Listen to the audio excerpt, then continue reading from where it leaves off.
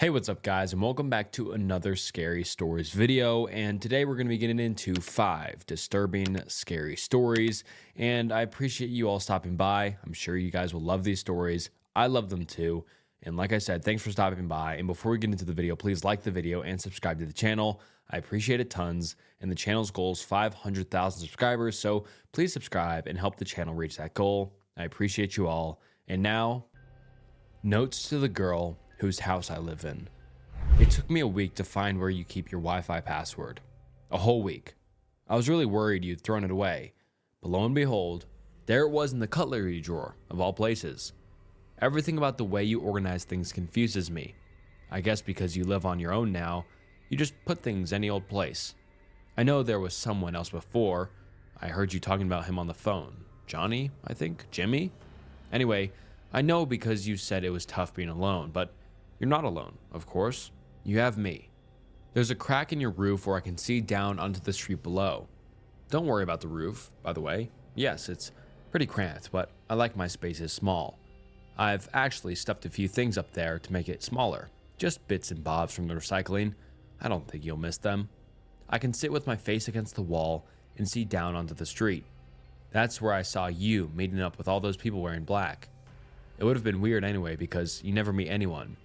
But they were all rubbing your back and holding your hand and stuff. I was scared you were going to bring them in, but you just went off together, so that was okay. I don't know what I would have done if the house had filled up with people. You know, it really explains a lot that there was someone else before me. Like the fact you have 2 sets of drawers in your bedroom, or how you're living in such a big house all by yourself, and do weird things like leave the Wi-Fi in the cutlery drawer, or watch the same TV show all day on a weekend. I'm not one to talk, mind. I'm addicted to my toys. Like the big lump of blue tack I found a while back, which is great fun to fiddle with but doesn't taste too good. Or the cigarette lighter that's fun to flick on and off. Or the tube that has all the patterns in you can change. I could look down that thing for hours. I often have. That's what I normally do when you're home. Or I just sit back and listen to you do the washing dishes or run a shower or something like that. I crawl up the walls and hang there with my ear to the pipes and listen to the water rushing by. That kind of things makes me happy. Plus, you never have anyone around, so once I got your schedule memorized, I could move around pretty freely. I know what we have. It's a symbiotic relationship. That means you help me by giving me a warm place to stay and Wi-Fi, and I help you by eating all the spiders. Of course, there's no need to thank me. I fell asleep under the towels in your airing cupboard once, before I found the roof, and I saw you trying to get rid of one that was living under your sink with a broom. I've never seen so much ridiculous fuss in my entire life, but it makes no difference to me how many legs something has. So I just eat them up whenever I find one, and any other thing that makes its way into the house without permission, aside from myself, of course. Since I only pay rent in spiders, I try to keep the things I take to a minimum, but I can't say I feel too bad about stealing your socks. You have so many socks. Why would one girl need so many? I get a lot more out of them than you do anyway. I like to take them apart by the threads and then wrap all the threads around my fingers and pull them tight till the tips go purple. I can nibble my own fingertips and not feel a thing. It's pretty great. I try not to take too much food either. I found I can usually survive off the things you leave out or throw away. Why don't you eat the banana skins? Another habit of yours that confuses me a lot.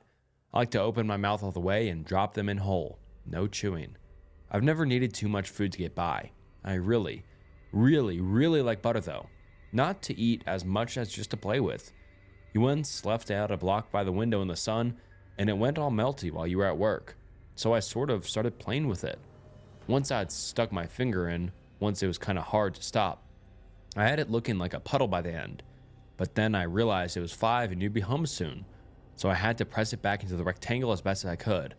But then I heard you opening the door. Boy, I was so startled. I went into the cupboard under the stairs. You know, the one you never go in, as it's full of men's shoes and coats and things. And I watched you coming through the doorway. But then came the weird part. You didn't even notice the butter. All you did was make a cup of tea and then give up halfway through and start crying. Then you ordered a Chinese and barely ate any before throwing it away. You see what I mean about your habits? I'm sorry, but it's just weird. Sometimes if I'm having a bad night, I like to get under your bed while you're asleep. It's nice because I can hear your breathing, and then I can match my breath up with that. I lie there for ages, gasping in and out. And if you get up for the bathroom or anything, I have to go completely still and hold my breath. I don't know why I do it. I guess it's fun. You're the first person whose company I've ever enjoyed. You cooked dinner the other evening. I noticed because you played music, which you never do. And you made something, which almost an hour and a half with about 1,000,000 ingredients. I crept down to the top of the staircase, and I could see you bouncing around doing moves with the spoon. It's so funny, I had to cover my mouth to keep from laughing. Then I saw something that got me really scared. You laid 2 places at the table. I thought there was someone else in the house and climbed all the way up to the ceiling, thinking they'd see me. As I was hanging there, I saw you serving 2 plates and I couldn't move for the panic. Another person. I just knew I wouldn't like them as much as you. That they would ruin everything and make me go all crazy like I used to be. I didn't know what to do. I was ready to hurt them. Really, really hurt. That's how scared I was. Then you sat down, you lit the candle on the table, and started eating by yourself. Nobody else showed up. And after you're done, you took the other food and threw it away. Even though I was relieved, I kind of felt bad that the other person never showed up. You didn't seem sad though. It was like you'd expected it just to be you. After you went to bed, I went through the bin and ate some of the food you threw away. It was delicious. I knew something was wrong the next day because you didn't leave for work. And then you ran a bath in the middle of the afternoon. After you'd been in there for ages and ages, I started to get this horrible bad feeling. I crawled down to the landing. The bathroom door was open a crack, so I peeked through. I saw your hand. It was hanging, not in a natural way, and there was this long red line going down it, and then I realized. I ran back upstairs. I'm a coward. I know I'm a coward. I hid under my pile of stuff and started to cry. I thought about running away. I thought about the color a pink bath mat goes when it's covered in blood. I thought about how much I wanted to be somewhere else. But most of all, I thought about you and how little sense you made. What I'm trying to say is that I'm sorry I lit your roof on fire. It was the only way I could think to get people to come. It actually worked better than I expected. That recycling stuff sure did burn. I ran down to the cupboard under the stairs and curled up with my hands over my head until I heard them kick down the door and carry you out. There was a lot of confusion and bad language, but they found you, and I heard one say you were still breathing. So my favorite place in the whole world is gone now. Most of my things as well. Though I did think to grab the pattern tube, the rest is just a big black wig on top of your house. But I'm not scared. You'll get better. And when you come back, I'll still be here. I don't think it's nice to be alone. My wife came home early. My wife, a spoiled only child to wealthy parents living in rural New York. We'd been married for 8 months at the time, and things could not have been going better. We had a house, great careers, and a couple of cars to really sow in the American dream. We'd been planning on getting a dog, with thoughts of children not too distant either. Though, things wouldn't go as planned. One morning, my wife got a call from the police informing her that both her parents had died in a car crash. I had never seen her so distraught in my entire life. After the wake and funerals came the nitty-gritty legal stuff nobody ever wants to talk about after a death. When we went over the will, we found that her parents had left her their estate, a 200-acre plot of land with $1 million home on the lake. We were shocked to say the least. We began moving in as soon as possible. We sold our old house and our cars and graciously accepted all the belongings our parents wished us to have. There was one problem though. The house just felt dead. It was so large yet somehow cramped. All the walls seemed tighter than they should have, and you could scream from one end of the house and not hear it at the other. It took some getting used to, but the old behemoth finally grew on us. At least that's what I told my wife. When I was home alone, there was just something disconcerting about the place. A creak in the floor, and a rustle in the windows, the chill on my neck when I walked past a reflective window, feeling as if I was being watched. I truly hated it. My wife worked late every weeknight. She took care of people in a home from the ARC, and her shifts ran from 4 to midnight. I usually enjoyed that brief alone time. I would often read or write, and sometimes pack a huge bong and really get into a movie. And this was just one of those nights. I settled in for the night.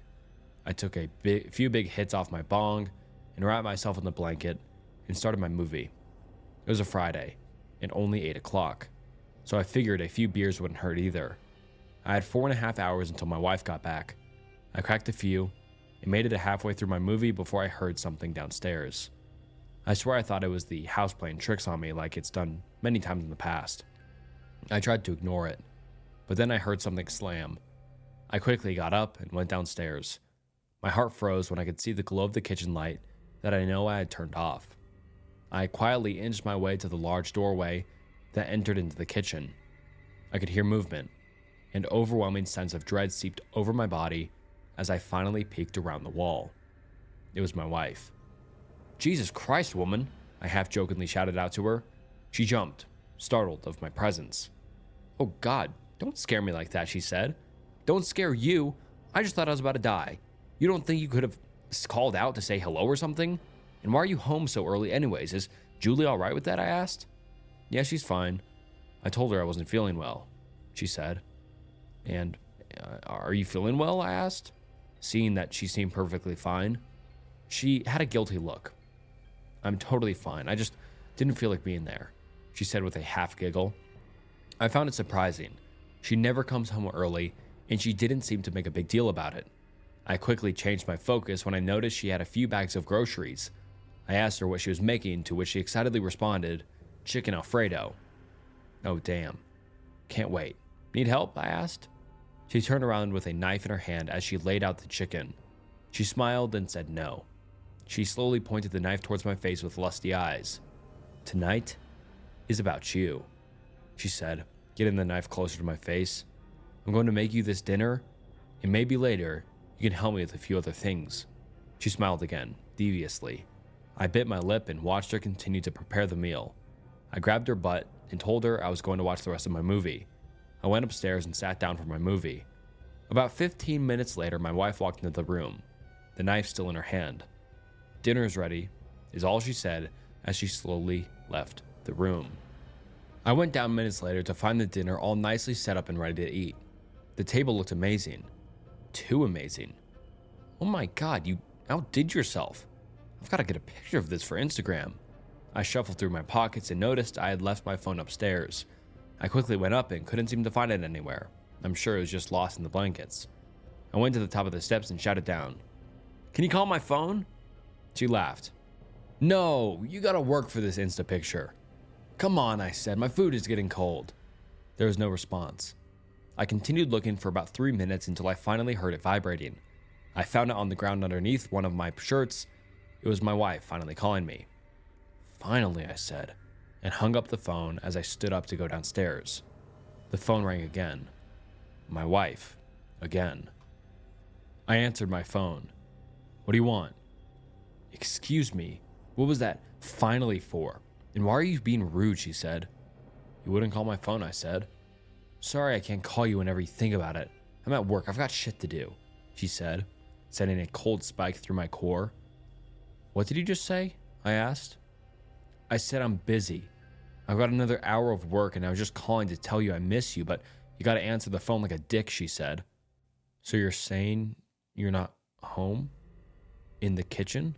I said, my voice now quiet and shaky.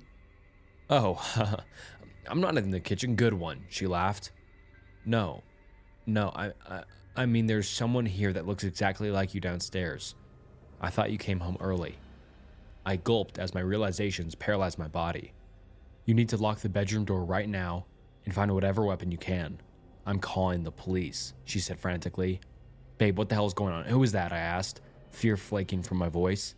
"It's my sister." I stayed in the room until the police arrived.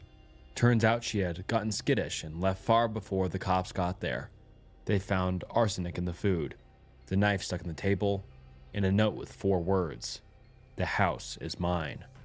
My wife never told me about her twin sister. Apparently, she'd been in and out of prison and psych wards her whole life. She'd been disowned by the family and was as good as dead. That is until she heard about the accident. Now, all those strange feelings I was getting feel a lot more valid. And those feelings haven't stopped. Help me. There's a man pretending to be my dog. Hi, my name is Sydney. I'm 13 years old. My best friend's name was Honey. She was a 9-year-old Goldie. The man pretending to be Honey looks like he is around 40 years old. He wears her skin and my family believes it is her. They brought him home 3 weeks ago. My mom cried when she saw him sitting on the porch. My dad dropped to his knees, calling him our sweet girl, as he scratched behind Honey's floppy ear, reaching his pink, white, human ear. He didn't seem to notice how Honey's ear was slightly falling with each scratch. Danny, my little brother, hugged his neck and buried his face in the man's skin, rubbing the rolls of his back like it was fur. But it's not Honey. It's a naked man wearing my best friend's fur. Honey didn't walk like that. She didn't stumble over her own paws or, well, hands and knees, because that's what they are. Hands and knees. He crawls awkwardly, shifting his weight like he's never done it before, like he's learning how to be a dog. The worst part is, I think he believes it. He barks when my parents tell him to, his deep and manly voice sounding nothing like my Honey. He growls when Danny plays tug of war, getting in a dog-like playful position as drool drips from his chin and his body is on full display. He even wags what's left of her tail. It's unsettling. It makes me cry. He sits by the door when the leash comes out, panting with this strange, unnatural smile, like he's excited, like he wants to be walked. I tried to tell my mom. I told her it wasn't Honey, but she just stroked his head and said, "Don't say that, Sydney. Look how happy she is to be home." The first night he got here, I heard scratching outside my window. I peeked through the curtains and saw him in the backyard, digging with his bare hands. His nails were caked with dirt, and he was muttering to himself between shallow, panting breaths. I stayed up all night, listening to him claw at the ground. The next morning, I found out why. When I went outside, there was a fresh hole near the fence where he'd been digging. It was sloppy, dirt scattered everywhere, and right at the bottom of it was Honey's old collar. It was torn, the leather shredded, and the metal buckle was stained dark red. I didn't hear him coming. "You shouldn't have gone out here," he said. His voice was low, and when I turned around, he was crouched by my legs, his head tilted like he was trying to understand me. His hands were dirty, trembling as he reached for me, but I bolted before he could get any closer. "Honey, come here, girl," my dad called out, and he went back to barking and tail wagging, trotting to him on hands and knees, but not before looking at me with his tongue out. Since then, he won't leave me alone. He follows me around the house, sniffling at my toes and licking my legs. Anytime I'd yell at him to stop, my family would tell me I've turned into a dog abuser. They'd make me pet him, and he'd bark happily. He sits outside my door at night, whining softly, scratching at the wood. Last night, he finally pushed the door open. "Scoot over," he growled, climbing into my bed without waiting for me to answer. He curled up beside me, his knees pulled to his chest, and rested his head on my pillow. He smelled like dirt and sweat and something I don't want to name. I didn't sleep at all. I just lay there, stiff and silent, and he muttered and whimpered in his sleep, his breath warm against the back of my neck. I could hear every human word that left his lips. Yet my family doesn't believe me. They really think it's Honey. I am the only one mourning my best friend. I don't think he's going to stop, and I'm scared. I'm either experiencing psychosis or my family is playing a cruel trick on me. It's a big jump between those two options. I get that, but at this point, I truly cannot tell what the truth is. I think there needs to be a bit of context here. I'm 24 and I live in the UK, but I was born in New Zealand, and that's where my parents and brother still reside. I moved aboard after university and haven't seen my family since before the pandemic. There's a lot of history there. Like most families, we have unresolved issues. The short of it is my parents and brother get along great, a complete unit, and I'm the odd one out. I think it's also important to admit I've been diagnosed with generalized anxiety disorder. The rest of my family is normal. 2024 was the year I finally came home for Christmas. New Zealand, being Southern Hemisphere, has a summer Christmas, and I have desperately missed that. Birmingham can be so grim in winter, even with the Christmas decorations. I grew up with a summer Christmas. Barbecues, trips to the beach, a family game of touch rugby. That's what I miss. Maybe coming back would remind me that all those bad feelings I had about my family were just part of my own histrionics. That's something I've been working on with a therapist, learning to accept that I had a catastrophizing tendency and things weren't always as bad as I remembered them. In New Zealand, summer homes are called baches. Our family one was near the beach in a town called Otaki. That's where we always spent Christmas. On the drive up, my parents revealed my brother, we'll call him Johnny, was bringing his girlfriend, Emmy. This is where things get weird. I'd heard a lot about Emmy. My parents adored her, and it was hard not to feel a little jealous. They spoke about it as if she was just such a natural fit in the family. They'd all gone to Australia together, didn't invite me, and done a life-changing outback tour. I saw the photos on Facebook, but Emmy was always the one taking the photo. She was never in any frame. Admittedly, I'd spent a few late nights stalking Johnny's social media to try and gain more insight into Emmy. I had to admit to my therapist that a part of me wished they'd break up so my parents could see I wasn't replaceable with some other girl. I hated those feelings, even if they were intrusive. Emmy had an Instagram, but it was locked down. All I could see was her tiny profile pic, a mannequin head with a black wig. That told me nothing about her, or I thought it didn't. My parents and I arrived first to the Bach. Johnny and Emmy were coming up the next morning. It was hard to listen to my parents talk about all the memories they'd made since I'd been away. They'd retired, gone on cruises, tours, and made a comfortable life for themselves. They couldn't stop gushing out about how great Emmy was for Johnny and how proud they were of my brother and what he'd accomplished.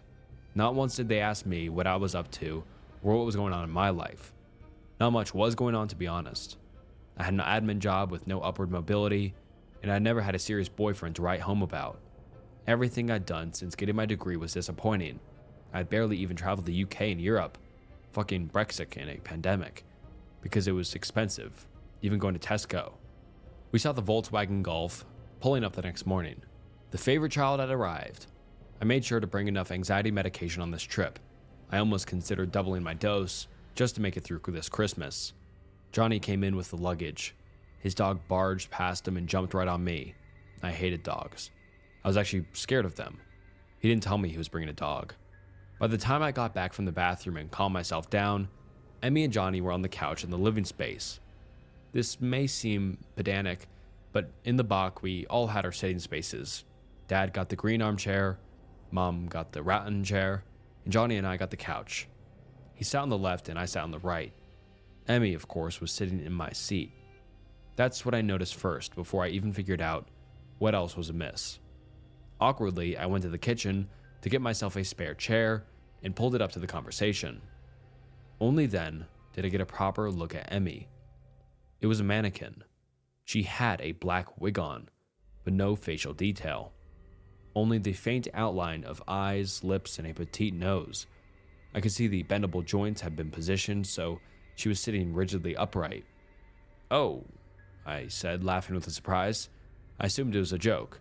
Where's Emmy?" Everyone looked at me as if I'd grown a second head. Johnny looked at the mannequin as if it was talking, then back at me. "This is Emmy," he said flatly. "You gone blind or something?" I looked to my parents to search for any answers. Neither of them had humorous expressions. They looked more concerned that I was going to ruin Emmy's trip. Okay, I'd play along. See how far this joke went. "Sorry, hi, Emmy," I said, awkwardly putting out my hand to shake. I looked at the rest of them for approval. Emmy did not shake my hand, no shock. Awkwardly, I retracted it.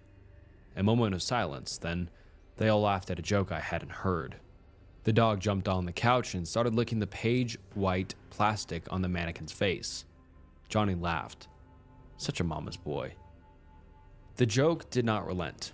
I went to my room. My brother and I used to share a room, but now I've been put in the sleep out so he could share with the giant doll, and tried to regroup. My family had never been pranksters. This seemed excessive and like an exhausting show to put on. Was it going to be like this all Christmas? It was time to get some answers. I was too afraid to ask them directly because of how I was ostracized, so I went to call Grandma. Her and I had affinity that I didn't have with the rest of my family. I tried to ring her, but she didn't pick up. Not too surprising given she was staying with my uncle and his kids for Christmas. She'd probably left her phone off. My mom swung by the sleep out with a very stern expression. "Why are you hiding out here?" she demanded. "You're worrying everyone." I apologized and said I would be back in soon. Mom started sliding the door shut and then paused. "Also, we need you to get over whatever you've got against Emmy. She was sensing that you didn't like her. She's a lovely gal, and I don't want her to feel unwelcome this Christmas, so get yourself together and at least pretend you care about this family." Those words pierced me like icicles. She slid the door shut before I could even reply. If her goal had been to hurry me up to come inside, it only slowed me down because now I was crying. Why were they making me feel so guilty over a doll? It was just cruel. Dinner came and went. I watched Emmy out of the corner of my eye, but tried my best to play along. Laughing with the family laughed. Asked questions to Johnny about how they met. They served her a plate of food, but she didn't eat any of it. Not surprising. Her position only changed when I was out of the room or not looking. My family must have been moving her. It was very unsettling. I moved to take my plate to the sink, and when I looked back, her head had been turned to face me. I shuddered and ignored it, doing my best to keep up a smile. As adults, we didn't exchange Christmas gifts anymore. I still brought them back, little trinkets from the UK, but they didn't get anything for me. It was just a coincidence they all got each other a gift, including for Emmy. She got a bottle of perfume from Mom and Dad and a beach towel and swimsuit from Johnny. I brought her a little statue of a bull since it was iconic to Birmingham. Maybe my family would start pretending it was a real bull and the joke would get bigger. We went to the beach as was a Kiwi tradition on Christmas Day. I forgot to bring a bloody swimsuit because it was hard to pack for summer when you're living in winter. I put on shorts and brought my Kindle. Mom took Johnny's dog for a walk along the beach while Dad and Johnny went into the water. That left Emmy and I on the beach towels together. She was sunbathing, and by that I mean she was lying completely flat with sunglasses plopped over her eyeless face. "It's absolute crap that they're playing this game with me," I told her. She did not respond. "Pretending you're real and all that, it's not funny at all. I don't get why they're doing it. Is it just because they hate me?" I rolled onto my side and plucked the glasses off her face and put them on myself. She didn't need them. I then flicked her face. Sure enough, plastic. Mom came back. Her smile instantly faded when she looked at Emmy. "What's wrong, darling?" She crouched down and listened to what the mannequin had to say. She said my name with all that scorn of a mother finding a child who broke the fine china. "Why would you say those horrible things to Emmy? What is wrong with you?" Johnny and Dad seemed to hear the commotion and came out of the water. I was now sitting upright, legs hugged to my chest as protection. Johnny looked so furious, I was actually worried he'd hit me. "You assaulted her?" he asked. Fucking Christ, did you come back from England just to make the rest of us as miserable as you? It all felt like a nightmare. How could they have known what I said and done to Emmy, but none of them were around? Maybe they had some sort of audio recording device inside her, but at that point I was beginning to doubt myself. The ride back to the beach was painfully silent. I shot off to the sleep out and began to pack my things. I don't know if it was just a joke or if I was insane. Either way, I had to get away from here. I wasn't wanted, and it'd make things worse. I ordered an Uber to take me to Paraparaumu so I could get the train back to Wellington. I'd find some accommodation and get my flights changed so I could fly home earlier. Surely some hotels would have some room, even if it was Christmas Day. Nobody came out to say goodbye as the car pulled up. I was grateful for that. I didn't want any more conflict. Only as I was driven away did I look back and see the mannequin standing in the window looking out at me. Grandma got back to me later. She didn't know about what had happened at the bach yet. "Have you met Emily?" I asked shakily. "Johnny's girlfriend?" "I have," she said joyfully. "She's a bit quiet, but she's a lovely girl. I'm so glad you had got to meet her this Christmas." I had a lot of time to think during the 30 hours of transit back to the UK. The entire experience felt so surreal. When my workmates asked how my trip was, I didn't mention any of the details about Emmy. Nothing had ever made me question my reality more in my entire life. Maybe I was experiencing some sort of psychosis stemming from my anxiety about seeing my family. Maybe they had set up some elaborate trick because they hated me so much and wanted me to stay away forever. Either option is horrifying. And alright guys, that wraps up 5 disturbing, scary stories. Let me know if you'd like me to continue this series, just the scary stories series. It kind of goes adjacent to the Reddit story ones, but it's a little bit different enough. And let me know down in the comments what you enjoyed about this video, what you didn't enjoy, and just thank you so much for watching. I appreciate you all. And thanks for watching to the end of the video. This was Snook, and I'll see you next time.